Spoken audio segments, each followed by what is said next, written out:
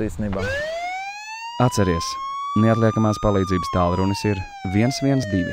Zvanot uz šo numuru, operators tālāk savienos ar tev vajadzīgo dienestu, ātro palīdzību, ugunsdzēsējiem vai citu dienestu. Transformatoru apakšstācijai pie Slokas pamatskolas tika uzlauztas durvis. Diemžēl neviens par to nepaziņoja Latvenergo darbiniekiem. Tas 13 gadus vecajam Artūram gandrīz maksāja dzīvību.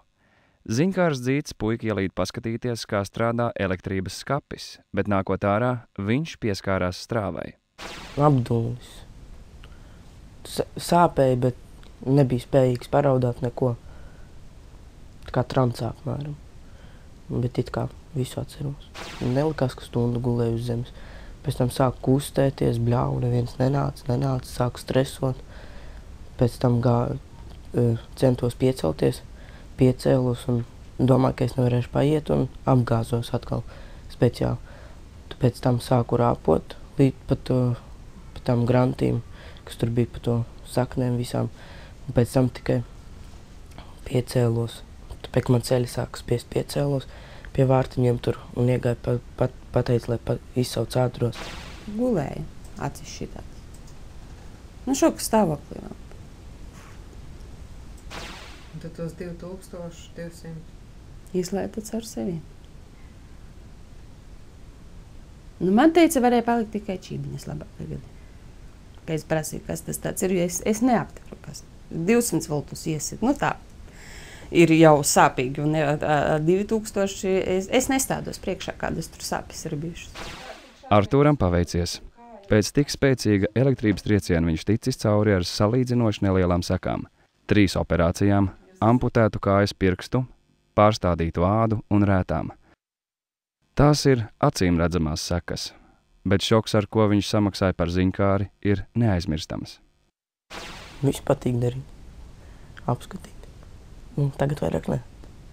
Tagad man nepārāk patīk visu apskatīt. Vairāks negribu. Man jau paskatoties vienu uz tiem transformatoriem slikti metās. Pusauģi elektrotraumas visbiežāk gūst ielienot transformatoru apakšstacijās, lietojot bojātas elektroierīces vai tuvojoties elektrības vadiem, laižot pūķi vai kāpjot kokos.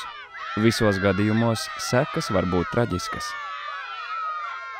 Pieskaroties elektrolīnijas vadām, jeb kaut kādai, teiksim, elektroietais, jeb ierīces daļai, mēs kļūstam par šīs sistēmas, elektropārvades sistēmas sastāvdaļa. Mēs ieslēdzamies ķēdē, ar mūsu ķermeni plūst elektriskā strāva, kura bojā, pie tam neatgriezt bojā audas. Un bojājuma apjoms ir atkarīgs no tā, cik liela strāva plūst cauri mūsu ķermenim. Bet tas traumas ir dramatisks, ja cilvēks neiet bojā uz vietas, ja, tad tas ir augstspriegums, tas tāpatās kā augstsprieguma vadi. Nu, ir bijuši arī nelaimes gadījumi, ka, teiksim, augstsprieguma vadi kaut kur ir lejā zālē, ja, kaut kādu iemeslu dēļ tie ir bojāti bijuši un uzkāptas virsū, bet tad tā trauma kājai, jo elektroapdegumi praktiski viss beidzās ar amputācijām augstspriegumu.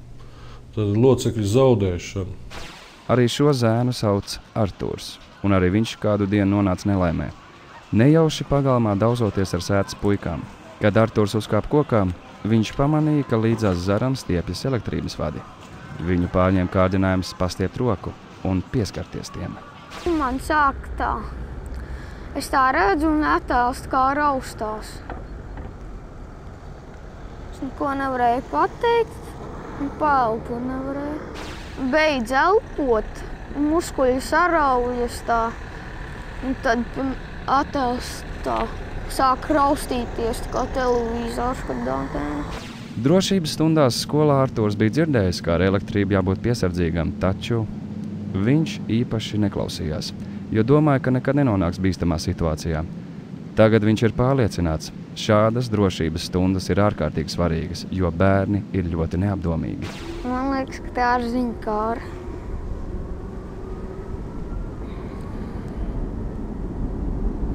Es, piemēram, gribēju zināt, kas notiks, bet tagad es zinu.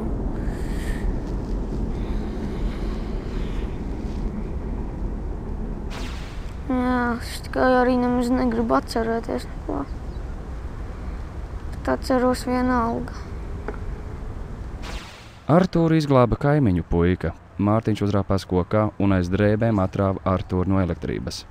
Sniedzot palīdzību elektrotraumu gadījumos, jābūt ļoti apdomīgam. Citādi nelaime var notikt ar pašu glābēju.